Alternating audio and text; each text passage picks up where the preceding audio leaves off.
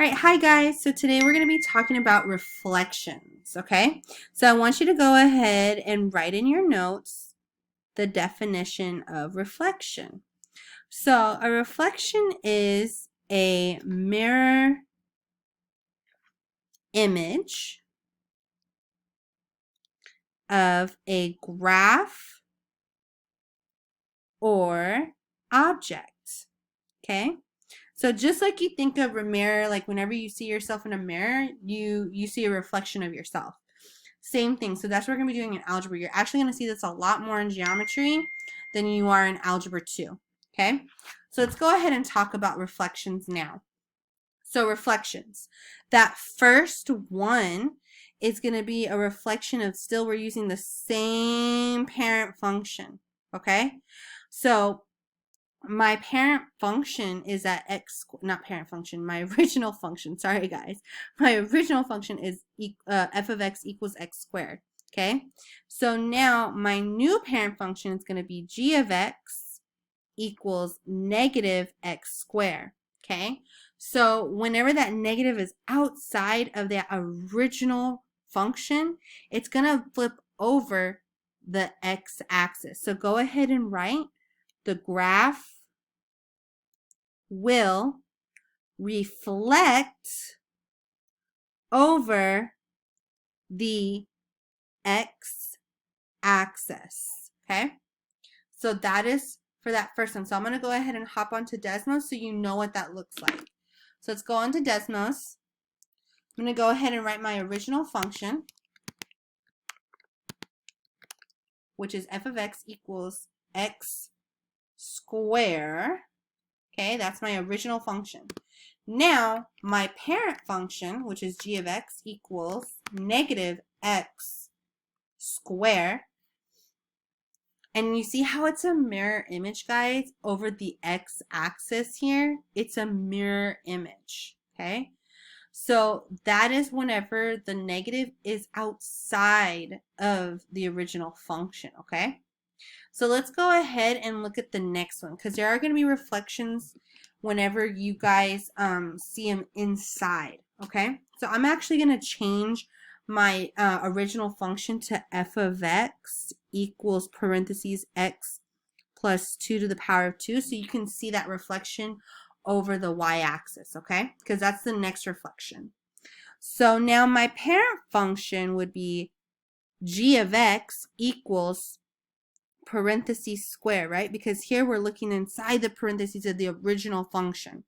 So in my original function, they're saying that x is going to be a negative. So when I write it, it's going to be g of x equals negative x plus 2. Okay? So what this means, guys, is that the graph will reflect over the y-axis now, okay? Now, I will say this, 9 times out of 10, you're going to see more of this reflection over the x-axis than you are the y-axis, but it's good to know there can be a reflection over the y-axis. So let's go ahead, hop onto Desmos so I can show you what that looks like. So we know that this one's over the y-axis. Now let's do the g of x equals parentheses negative x plus 2 parentheses square. You see how it's reflecting over that x-axis right here? It looks like it's shifting, but it's actually reflecting over that x-axis, okay? That's what it's actually happening.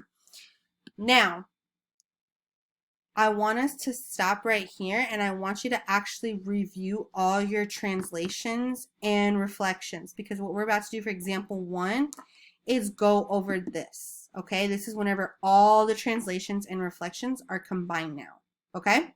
Let's go ahead and do that. All right, so now that you stopped and you look at all of those, now let's look at example 1, okay? So example 1, it's saying the graph of a function f of x is shown below.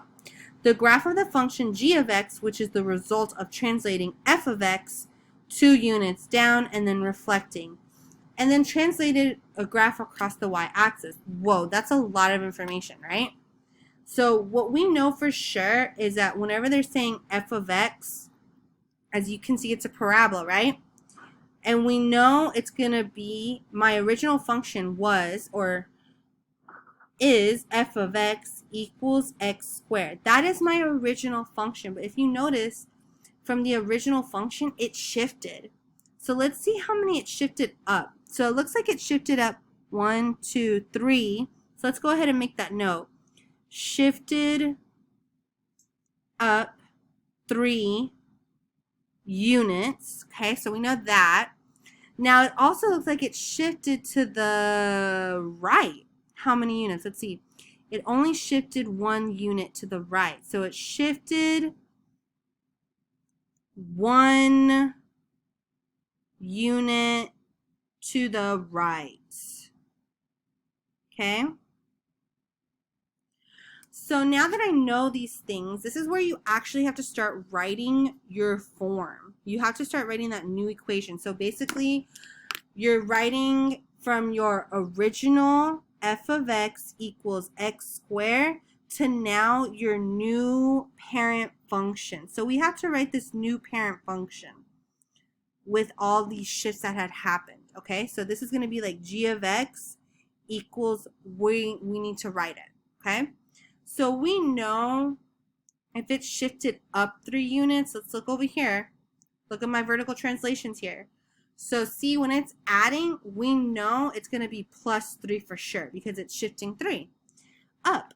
So we're going to go ahead and write plus 3 for sure because that's what we know. But then it's saying it shifted 1 unit to the right. Okay, what do we know about that? Well, looking at our definitions here for horizontal shifts, we know whenever they're in the parentheses, they're going to either shift left to right. So here, we see that it says the graph shifts to the right. So whenever you look at the equation here, it's a minus 4.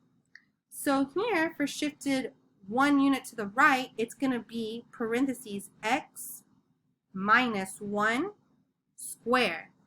You see how these rules help you write those new parent functions? So basically, we're going to write these together.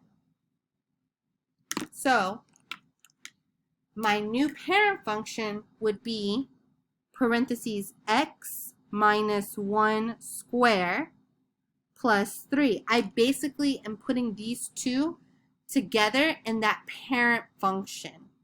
Okay? So I know that I actually shifted up 3, 1, 2, 3, and then I shifted 1 to the right. That's how I know. That's how I can read those translations and reflections. So now what I want you to do is I want you to stop and describe to me what we just did. I want you to describe that translation. How did it go from the parent function f of x equals x squared to g of x? Describe the shifts, the translations. Okay? Go ahead and do that.